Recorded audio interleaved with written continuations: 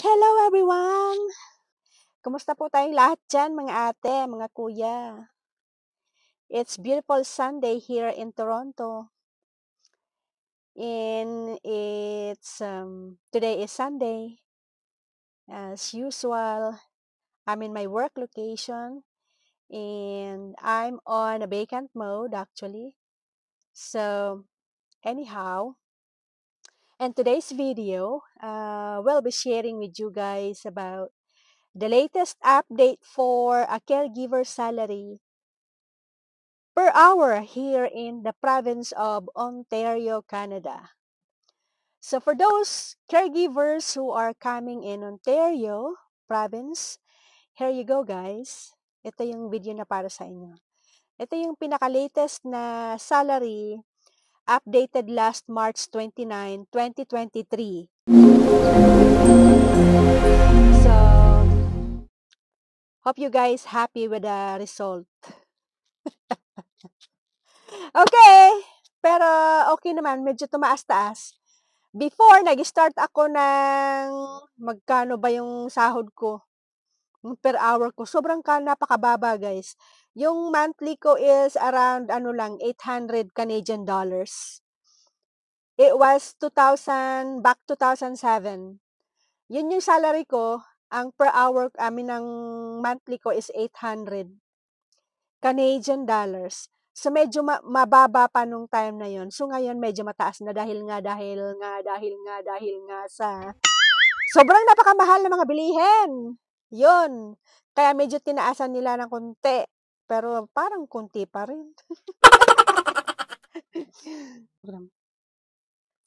So, who qualifies for the Caregiver Pilot Program? You could now work and eventually immigrate to Canada via Caregiver Pilot Program. You may apply under this program if you meet all the following criteria. First, enough knowledge or training to do the job. Siyempre, kailangan mong mag-training sa school or training center. Paano ba yung gawin ng trabahong ganito? So, siyempre magkakaroon ka ng certificate. And then, isa na yan sa requirements, yung certificate. Number 2, knowledge or either English or French. Kailangan marunong ka mag-English or French language dahil ang number 1 language dito is English, number 2 is French. Kung mapunta ka sa Quebec or Montreal, something like that location, ang salita nila is French. Pambihira ka mag-English diyan, puro French. Yes, guys. So, at least meron kang kaalaman tungkol sa pagsasalita ng English. Siyempre naman, dahil naman mga nag-a-apply, puro naman mga college graduate, di ba? Siyempre naman, lagi naman tayong ganyan na English nga ay nasa curriculum natin sa school. Siyempre naman, di ba? Meet the education requirements. Have a valid job offer, siyempre. Enough experience or training to do the job. Then, when you apply under this program, you are usually taking care of children under 18, of course. However, you may take care of an elderly or someone who needs care due to medical conditions. Consequently, you may need to have some or all of the following skills and experiences.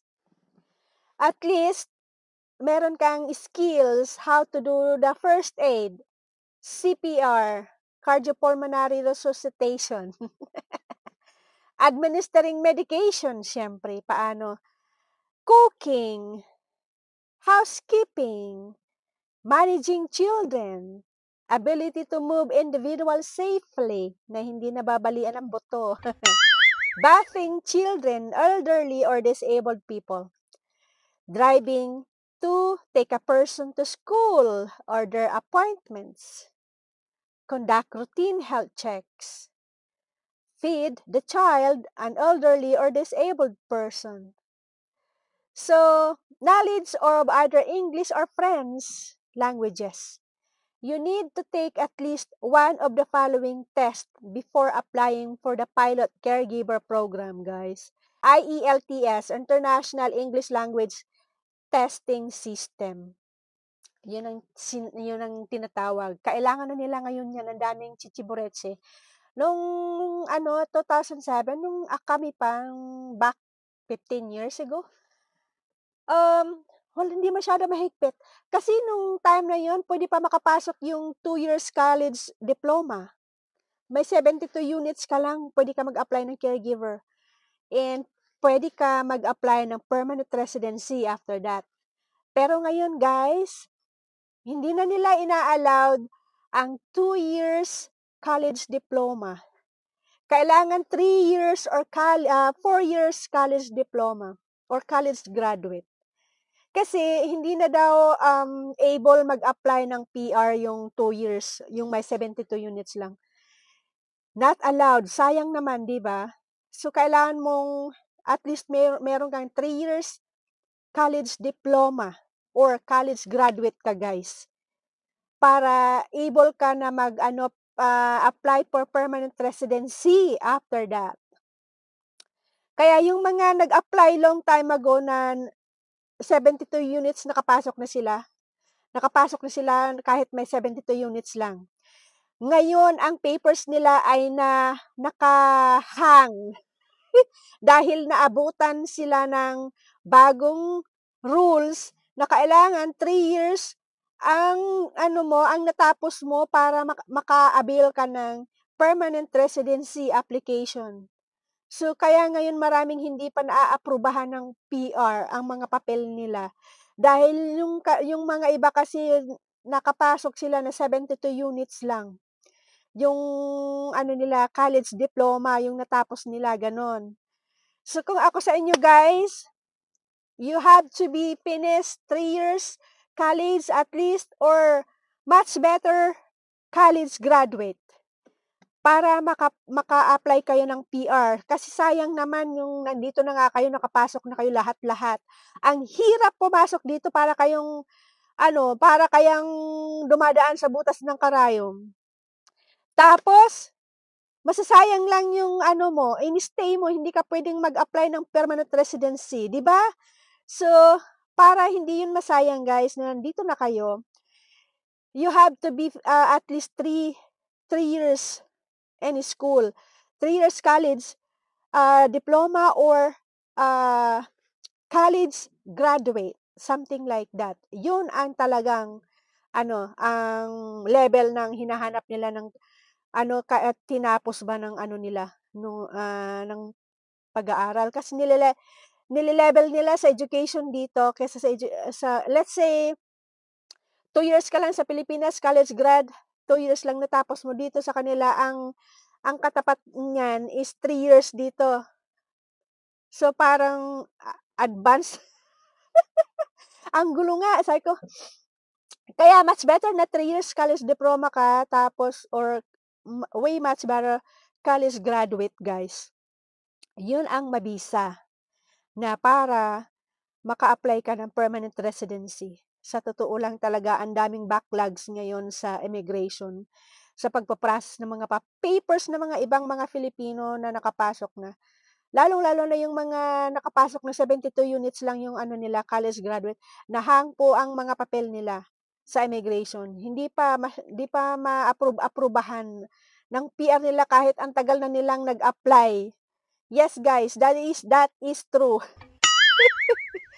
Kaya yun, kailangan meron kang knowledge how to speak English or French. Kasi parang sa atin lang din, sa Pilipinas, meron tayong English sa Tagalog, ang salita, o madami pang dialects.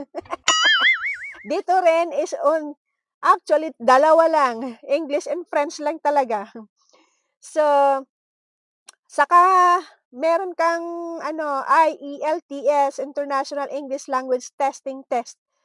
So, yun, yung kailangan, at least 3-year college diploma or 4 years or college graduate, meron kang certificate ng IELTS, English testing test. And then, you have at least 1 year experience sa pag-aalaga ng mga bata o kaya ng mga matatanda. Yun ang kailangan, guys. At least you have 1 year experience or more. Tapos, at least also, you know how to perform CPR. And then also how to perform first aid. So, yun yung mga hinahanap na mga requirements sa ngayon, sa ngayon na latest na update ng mga caregivers ngayon dito sa Canada, guys. Noon, walang masyadong chichiburetsa, pero ngayon, ang dami na pong hinahanap. So, you must be at least, you know how to do CPR, you know how to perform first aid, you know how to speak English or French, and you have a certification for that IELTS, English Language Test. Yes, guys, yan ang latest ngayon dito sa Caregiver Pilot Program. So, how much does a caregiver make in Ontario, in the province of Ontario? The average salary for a caregiver is 19.69 per hour, guys, here in the province of Ontario. So, highest paying cities for caregivers near in Ontario, province of Ontario, kung dyan kayo mapunta sa mga lugar na ito. Brantford, 25.13 per hour, guys. Waterloo, 24.40 per hour. Kingston, Ontario, 21.50 per hour. Windsor, Ontario is 21 per hour. Oshawa, Ontario is 20.89 per hour. But how much does a caregiver salary in Ontario? I mean in Toronto. It's 18.85 per hour. Mas mababa dito sa Toronto, guys, ang rate ng caregiver.